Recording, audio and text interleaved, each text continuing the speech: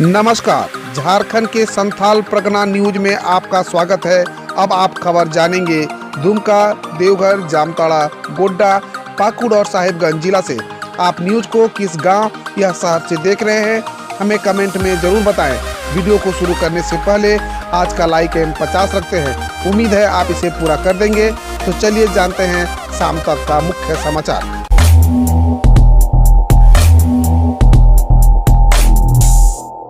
Corona में बस किराया बढ़ाने पर रोक के बावजूद भी बस संचालकों ने स्वयं 50 रुपया बढ़ा दिए।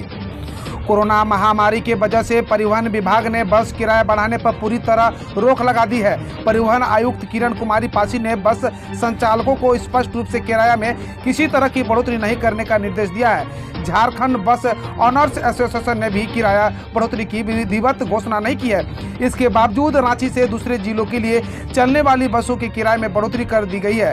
रांची से सिमडेगा, चक्रधरपुर और पलामू रूट की बसों के किराए में 50 से 60 रुपये की बढ़ोतरी की गई है। सिमडेगा रूट में पहले 200 प्रति सीट किराया लिया जा रहा था, अब 250 रुपया लिया जा रहा है। वहीं चक्रधरपुर का किराया 150 रुपये था, अब 200 रुपये लिए जा रहे हैं। गुमला, पलामू, जमशेदपुर, धनबाद, गिरिडीह रूट की बसों के किराए में भी 40 से 50 रुपये की बढ़ोतरी की गई है। यात्री भी बड़े किराए का विरोध नहीं कर रहे हैं, क्योंकि बस बंद होने के आवागमन से सबसे अधिक परेशानी हो रही थी। स्वास्थ्य सुरक्षा सप्ताह 8 जुलाई को सुबह 6 बजे तक के लिए लागू है। ऐसे में 8 जुलाई से इंटर स्टेट बस चलने की संभावना है। इसके बाद दूसरे राज्यों के सफर भी महंगा होगा, क्योंकि बिहार, यूपी, पश्चिम बंगाल रूट की बसों का किराया भी बढ़ाने की तैयारी है।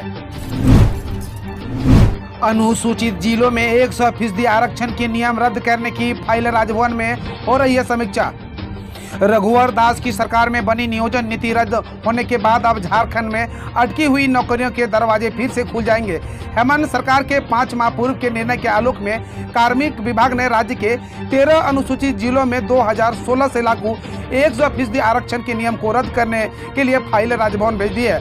राजभवन में इसकी समीक्षा हो रही है। वहां से सहमति मिलते ही 2016 की नियोजित नीति को रद्द करने का संकल्प जारी कर दिया जाएगा। इसके साथ ही नई नियुक्ति के लिए नए सिरे से विज्ञापन निकालने जा सकेंगे। मुख्यमंत्री हेमंत सोरेन ने हाल ही में 1 माह के अंदर नियुक्ति पर लगी रोक हटाने संबंधी घोषणा की थी। सीएम ने नई नियोजित नीति बनाने को भी कहा है, जिसका प्रारूप तैयार हो रहा है। अधिकारियों का कहना है कि जब तक प्रारूप नहीं बनता है तब तक 2016 के पहले की नीति से नियुक्ति हो सकेंगी। इसी आलोक में कार्मिक विभाग ने पहल तेज कर दी है। रामगढ़ बीडीओ ने कहा, पीएम आवास में अनियमितता बर्दाश्त नहीं। दुमका के रामगढ़ में प्रधानमंत्री आवास योजना में अनियमितता बर्दाश्त नहीं की जाएगी। मंगलवार को रामगढ़ प्रखंड के नए प्रखंड विकास पदाधिकारी कमलेंद्र कुमार सिन्हा ने पदभार ग्रहण करने के बाद यह बात कही। मंगलवार को बीडीओ के कक्ष में निवर्तमान प्रखंड विकास पदाधिकारी अमल जी ने प्रभार सौंपा। प्रभार ग्रहण करने के बाद नए प्रखंड विकास पदाधिकारी का स्वागत करने का दौर चलता रहा। जामा विधायक सिद्धार्थ सोरेन के प्रतिनिधि नंदकिशोर शाह के नेतृत्व में दर्जनों झामू कार्यकर्ताओं ने प्रखंड विकास पदाधिकारी को बुके देकर सम्मानित किया। इस दौरान बीडीओ ने सभी जिलों से कहा कि क्षेत्र का सर्वांगीण विकास करना पहली प्राथमिकता होगी। यदि क्षेत्र में किसी भी प्रकार की कोई समस्या होती है तो इसकी जानकारी तुरंत दे। इस दौरान अधिकांश लोगों ने रामगढ़ प्रखंड में प्रधानमंत्री आवास योजना में हो रहे अनियमितता की जानकारी दी। बीडीओ ने कहा कि प्रधानमंत्री आवास योजना में अनियमितता बर्दाश्त नहीं की जाएगी। जेल से बाहर निकले अपराधियों पर रखे नजर। पाकुड़ एसडीपीओ नवनीत हेम्ब्रम ने मंगलवार को अपने कार्यालय कक्ष में थानेदार के साथ अपराध गोष्ठी की। अपराध नियंत्रण की योजना बनाई गई। एसडीपीओ ने थानेदार को निर्देश दिया कि जेल से बाहर निकले लूट, डकैती, आर्म्स एक्ट के आरोपियों पर नजर बनाए रखे, उनकी गतिविधि की जानकारी लेते रहे।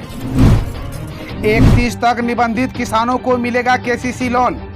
साहेबगंज में कलेक्ट्रेट स्थित सभागार में उपायुक्त रामनिवास यादव ने सभी बैंकों के प्रतिनिधियों, नाबार्ड के डीडीएम, सभी प्रखंड कृषि पदाधिकारियों के साथ पीएम किसान पोर्टल पर निबंधित सभी किसानों को केसीसी से आच्छादित करने हेतु बैठक की। बैठक के दौरान उपायुक्त ने कहा कि पीएम किसान के पोर्टल पर निबंधित सभी कृषकों को दिनांक 31 जुलाई 2021 तक केसीसी से आच्छादित करना है। उपायुक्त ने पीएम किसान की सभी लाभुकों की प्रखंडवार एवं ग्रामवार तथा बैंकवार सूची की समीक्षा की।